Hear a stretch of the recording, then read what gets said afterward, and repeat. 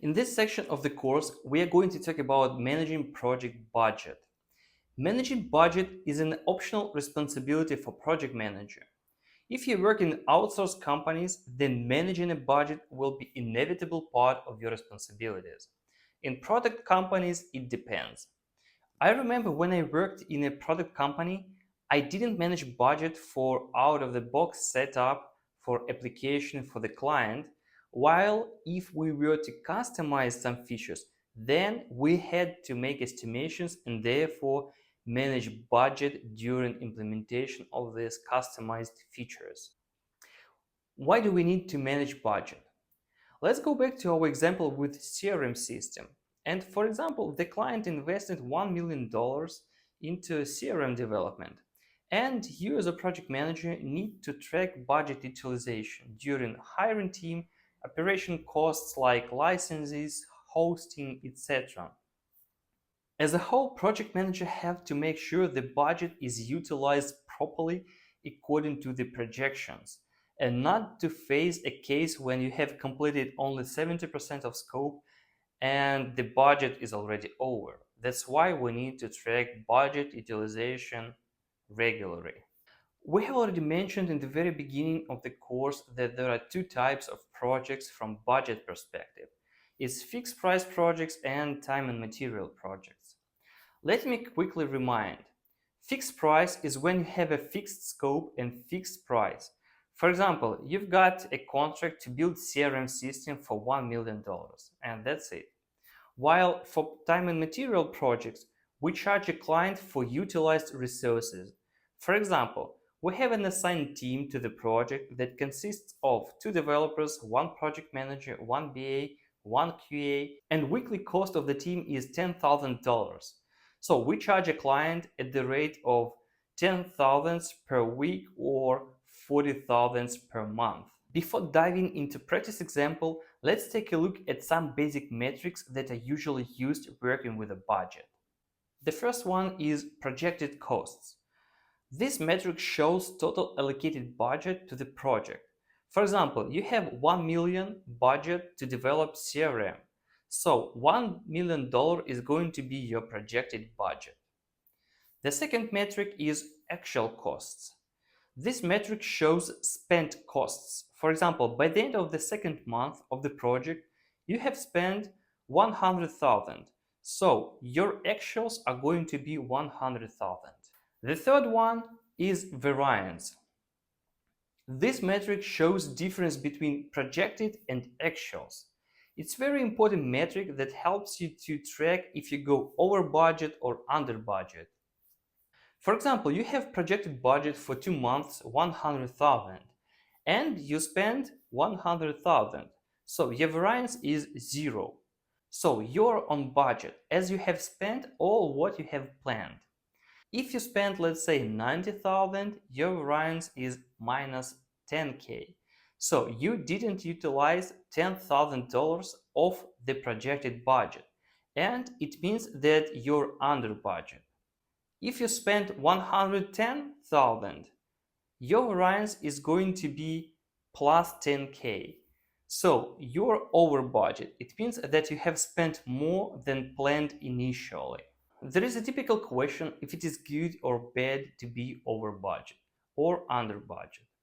There is no one correct answer. You should just rely on your project needs and goals. But I would like to give you some examples so it would be easier just to get the sense. Let's imagine you work in an outsourced company and you got a fixed price project to build a website for $50,000. And by the end of the project, you have only spent $40,000. So you have completed a project with under budget 10,000. So for outsourced company, that's even a positive news as a client will pay in any case $50,000 and you have spent less than projected. So your company has earned extra 10,000. In this case, it's good to be under budget. And now let's imagine you've spent 55,000 instead of 40,000.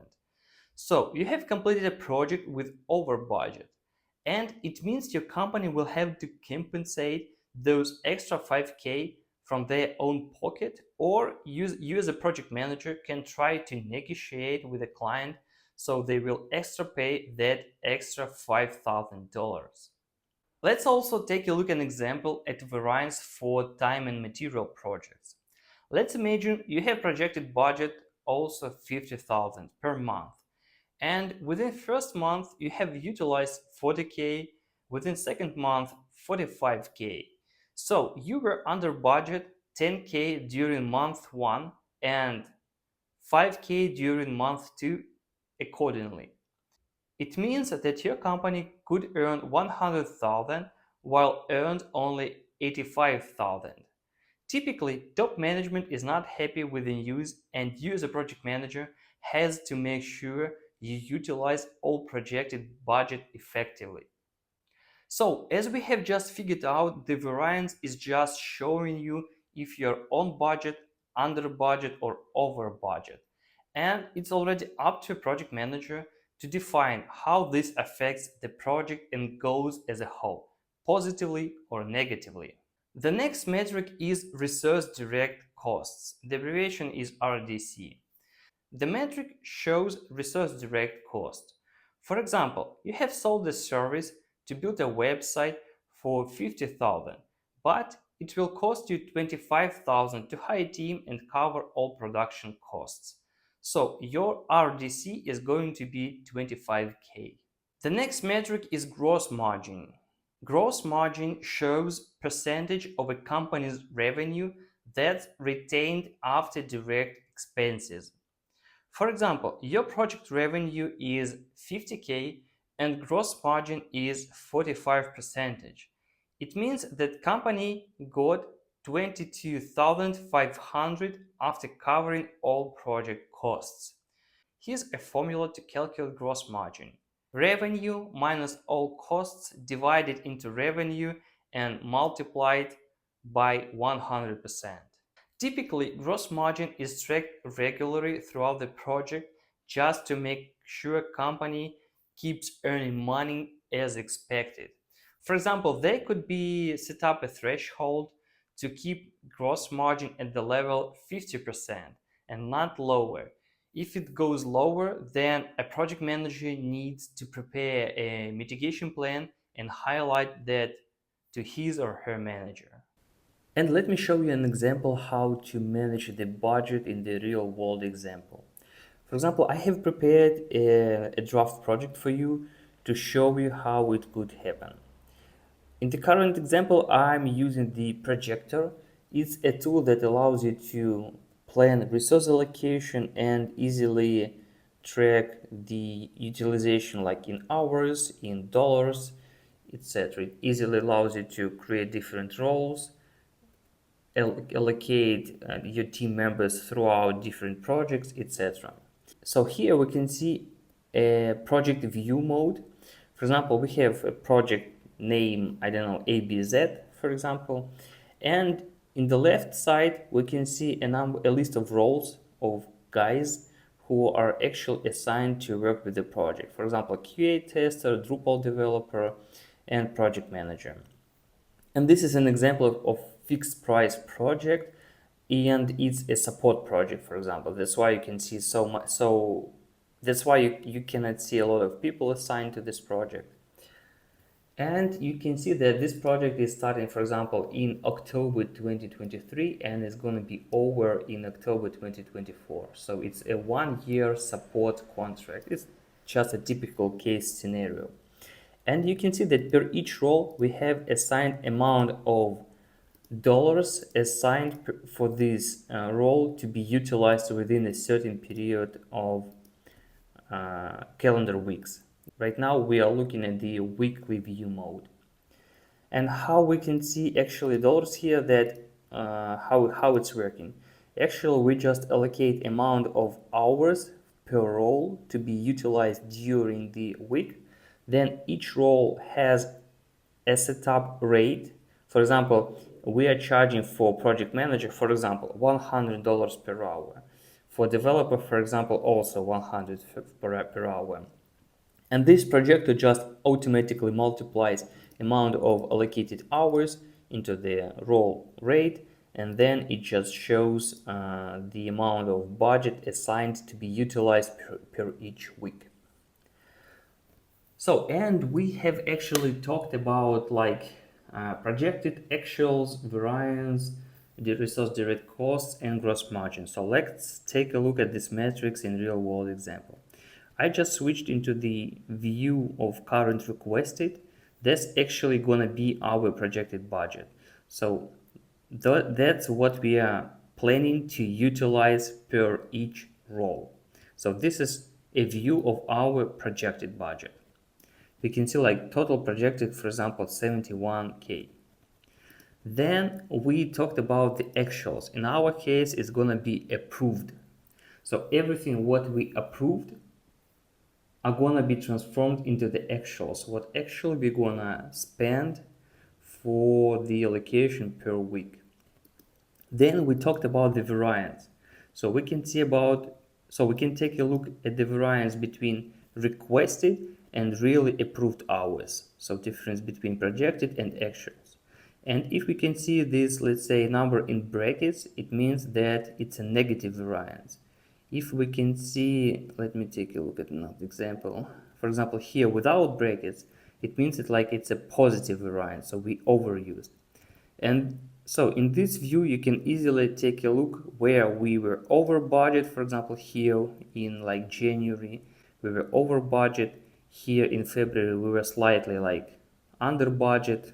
This actually project is a good example of being over budget where we used much more money than we actually expected. And this tool also allows to easily take a look at the RDC, resource direct cost. This is also like predefined in our projector that we can see what is the resource direct cost per each role. And gross margin we usually calculate just manually. By the way, yeah, for some reasons projector doesn't calculate gross margin automatically. And if you, for example, use just another software, that's also fine, or you can just use, for example, a spreadsheet where you can replicate the same table and just do all of those stuff via Excel. If you know like how to use formulas, you can just replicate the same or similar functionality in Excel. So it depends on your approach. I just wanted to show you an example how the budget is tracked in real world example. And we will take a look at the resource allocation planning deeper in another section of the course. So we will take a look how to exactly plan how many hours per each role should be assigned, how we are doing that, etc. There could be different tools to manage budget. As you have seen, I've shown you an example with Projector. You can choose any other alternative or just use spreadsheet in Excel. We're not going to talk deeply about different software in the course, as this is also a separate deep topic. We are just talking here about main principles despite of any software. Let's also take a look at some details of invoicing. How it usually happens. You have a 1-year contract and you just prepare and share invoices with the client on a monthly basis. It may include a list of features you have completed and cost per them. Or if it's a time and material project, you will include just a list of roles and cost per them. Let's take a look at real invoice for time and material project and some information you need to check. Here is an example of the invoice from my project I am running right now. So before sending it to the client, I have to make sure I have all roles included, their names, total spent money per role, and total sum of the invoice. And I would like to close out the budget management section with some useful insights to manage budget. Number one, clients don't really get what time and material is. How it typically happens in reality. A client comes in and asks to estimate these 10 features, for example. You give estimation and tell that it will take $20,000. And this is going to be, let's say, time and material project. So if you use less team hours, the client pays less. If you use more, the client pays more. In reality, the client only hears a number $20,000 and doesn't care about time and material abbreviation. So you need to make sure the client gets the sense of time and material approach. Otherwise, if you go over the budget, this may affect relationships with the client. A lot of companies plan budget a year ahead and they might not get extra budget. The second insight comes in from the first one. Clients don't actually get what time and material is, and they consider time and material as just a fixed price project. So project manager should make sure the client gets the sense of time and material approach.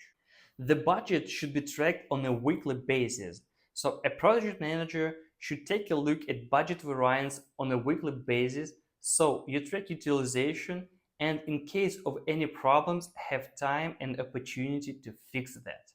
To be able to track budget effectively, you need to make sure people properly and on time log their hours. There is a common problem when team members don't log hours on time, and if they don't log hours, you can't see actual costs. Therefore, you can't monitor budget. So best practice is to ask team members to log their worked hours on a daily or weekly basis. Stay flexible planning budget allocation. For example, you have planned 5,000 for every week of the project and you allocated QA engineers since the first week of the project. While you can already see that they will not have real work to do during next 3 weeks. So you should be okay to change the allocation to move budget for their hours in 3 weeks. Otherwise, you will just burn budget and might not have enough in the end of the project. Thanks for watching this section of the course and see you in the next section. Cheers!